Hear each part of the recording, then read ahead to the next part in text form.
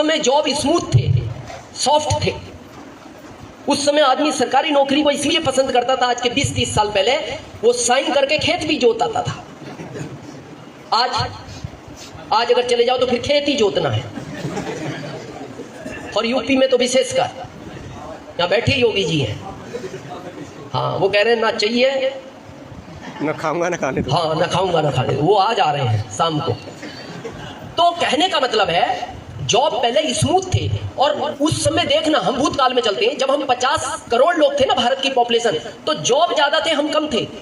और उस समय देखना सरकार ढूंढती थी जॉब के लिए और हम छिपते थे, भागते थे। आज हम ढूंढ रहे हैं, सरकार भाग रही है। उल्टा हुआ क्या नहीं? क्योंकि हमारी पॉपुलेशन बढ़ती गई और देश को आगे बढ़ना है तो ये टेक्नोलॉजी पे चला गया। और टेक्नोलॉजी पे जब चला गया तो जॉब में लोग आ नहीं रहे, जॉब से लोग निकाले जा रहे हैं। थोड़ा प्रैक्टिकल समझे इसको। यस। जब हम 50 करोड़ थे तो कोयले का इंजन चलता था और उसमें पता है कितने लोग काम करते थे एक इंजन में? 12। 4 प्लेटफार्म से अंदर कोयला डालते थे इंजन में, 3 उस फाटक से पास में डालते थे, 3 फिर अंदर डालते थे और 3 ड्राइवर हुआ करते थे। हम जब 70 करोड़ हुए तो उन्होंने 2 निकाल दिए। हम 90 करोड़ हुए, फिर 2 निकाल दिए। हम 100 करोड़ हुए, 2 निकाल दिए। हम 125 करोड़ हुए, 2 निकाल दिए। अभी हम 140 पार कर गए, उन्होंने टोटल निकाल दिए। आप दिल्ली मेट्रो में जाओ, बॉम्बे जाओ, अभी तो ट्रायल पे आ गई कि पूरा कंप्यूटराइज कर रहे हैं। वो भी टकरा भी गई थी। उसमें ना उनको टीटी चाहिए, ना गार्ड चाहिए, ना ड्राइवर चाहिए। कॉन्फिडेंस है क्या भारत के आदमी को? अजीत जी क्या है? कुछ नहीं होगा, खेती कर लेंगे, भैंसे पाल लेंगे, दूध बेच लेंगे। बहुत ध्यान से सुनना मेरी लाइन। कॉन्फिडेंस अच्छी चीज है, ओवर कॉन्फिडेंस अच्छी चीज नहीं है। और भारत के 20% लोग ओवर कॉन्फिडेंस में जीते हैं। ओवर कॉन्फिडेंस क्या होता है समझे आज? क्या? कुछ नहीं होगा, खेती कर लेंगे। तो समझे खेती को? मेरे परदादा जी के पास 100 बीघे जमीन थी। दादाजी को कितनी मिली?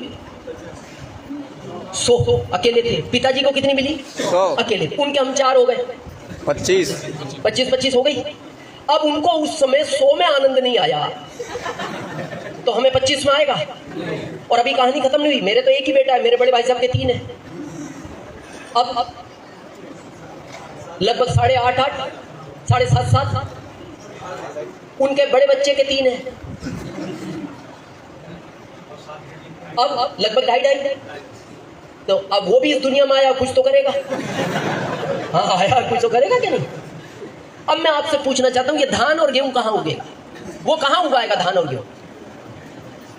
ये तो घर बनाने की जगह बची उसके पास 30-35 साल बाद, कहां उगेगा? इसीलिए हमने चंद्रयान 3 भेजा है। चेक कर गया कि देख क्या ऊपर जगह उगे है कि नहीं, नीचे बहुत तकलीफ आ रही है। पर कहानी आज की नहीं, कहानी है 30 साल बाद की। और हम भारत के, मैं बताऊं, भारत बहुत ताकतवर देश है। एक ही माइनस पॉइंट है, ये इच्छा में काम नहीं करता, मजबूरी में काम करता है। आज आपका जॉब अच्छा है तो आपको आरसीएम के प्रति कोई चिंता नहीं है। आपकी दुकान अच्छी चल रही है तो आपको आरसीएम की चिंता नहीं है। आपकी खेती अच्छी चल रही है तो आपको आरसीएम की चिंता नहीं है, क्योंकि अभी अच्छा चल रहा है ना, अभी मजबूरी नहीं है। लेकिन मेरा ये कहना है, ये दोनों कुएं पानी पिला रहे हैं, पीते रहो, लेकिन इस कुएं को लगातार खोदते रहो। जब ये कुएं पानी पिलाना कम करेंगे तो 7 पीढ़ियों तक ये कुआं पानी पिलाएगा। कोरोना आया, प्राकृतिक सिखाना चाहती है पैसिव इनकम होनी चाहिए। वो प्राकृतिक आपदा थी, उसमें भारत की सेना कुछ नहीं कर पाई। लॉक हो गए, ट्रेनें रुक गई, प्लेन रुक गए, सबकी आय का साधन रुक गया। उस समय लोगों को लगा यार ऐसा कुछ होना चाहिए था जो चलता रहता। और आपको पता है कोरोना में 2 ही चीज चली, एक तो मेडिकल और एक आरसीएफ। A+ जैसी कंपनी आपकी, उसने मना कर दिया, उसके मालिक ने, जो विदेश तक साइकिल बेचती है, बोले मैं नहीं चला पाऊंगा, किसी और को। फिर गवर्नमेंट ने किसी और को टेक ओवर किया। मतलब उसका तो पानी कमी नहीं, उसने तो पानी छोड़ ही दिया। और कोरोना में सबसे ज्यादा पानी इस कुएं ने दिया है।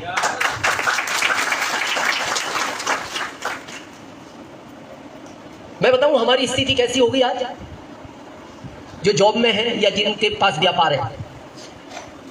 ईमानदारी से बताओ, जॉब करने की इच्छा होती है?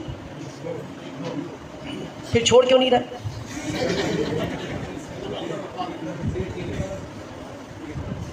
दुकान का नियम पता है आपको क्या है? 10 घंटे जो फेविकोल की तरह उस कुर्सी से चिपक सकता है। इसीलिए कहावत है, मौत और ग्राहक का कभी पता नहीं कब आ जाए। और आज आपके बच्चे को बैठाओ आप 10 घंटे, वो 1 घंटे बाद नहीं टिकता। वो कहता है पापा जरा घर में क्या हूँ, पापा वो चौराहे पे दोस्त आया। 10 घंटे चाहिए कुर्सी से चिपकने के लिए। नहीं है उन बच्चों में सेंसिदा। आपसे ना जॉब हो रहा है ना छूट रहा है। मैं बताऊं हालत कैसी होगी, आप समझे थोड़ा प्रैक्टिकल। एक जानवर होता है छछूंदर, इटावा में समझते हैं क्या बोलते हैं इधर? छछूंदर। देखिए सेम चूहे जैसी। यस। फर्क यह है उसका मुंह लंबा होता है, पहला। दूसरा उसमें स्मेल गंदी आती है। अगर वो किसी कपड़े को क्रॉस कर जाए ना, उस कपड़े को आप कितना भी धो लो उसमें से वो स्मेल नहीं जाएगी। उसकी यही पहचान है। सेम चूहे जैसी होती है। लेकिन आपको पता है उस छछूंदर को भगवान के 2 वरदान है। इसीलिए उसको महाराष्ट्र में लक्ष्मी बोलते हैं, वहां छछूंदर नहीं बोलते, क्योंकि उसको भगवान के 2 वरदान है। ध्यान से सुनना और आपको पता लगेगा आप किस दौर में जी रहे हो आज। पहला, वो उस दरवाजे से घुसे और देखना कभी वो बीच में नहीं घूमती, दीवार के साथ साथ चलती है। और दिन में कभी नहीं आएगी, वो शाम के बाद आती है और हर घर में आती है। भगवान का वरदान है उसको। ऐसे घूमती है और घूमने के बाद पूरा चक्कर लेकर वापस अगर दरवाजे से निकल जाए तो उस घर के अंदर धन की बरसात होती है। धन आता नहीं, बरसता है। ये वरदान है भगवान का उसको। पर वो इतनी समझदार है, कभी पूरा राउंड लेती नहीं। आप कभी भी देखना छछूंदर पूरा राउंड नहीं लेगी। यहां तक पहुंचेगी और गलती से पकड़ तो ली, क्या करें? खाए तो, छोड़ दे तो। वही हालत है अब। ना हो रहा है ना छूट रहा है। अब वो सांप क्या करता है? जब तक उसमें ताकत है लेके घूमता है। और आप भी चला ही रहे हो ना। वो कहते हैं अरे 4 बातें सुनाता है, पैसे तो दे रहा है ना, चलेगा।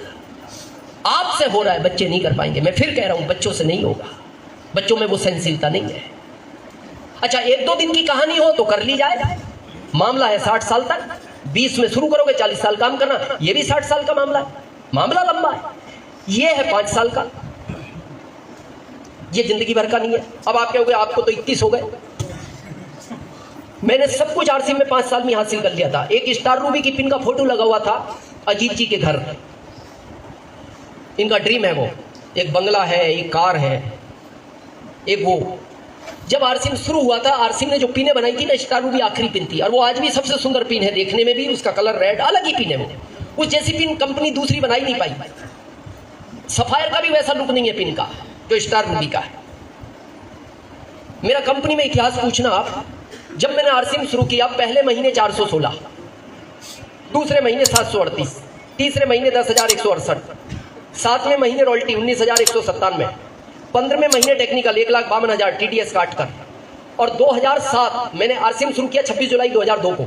और 2007 ठीक 5 साल बाद अगस्त में मैं स्टार रूबी बना और चेक था टीडीएस काट के 7,80,000 का।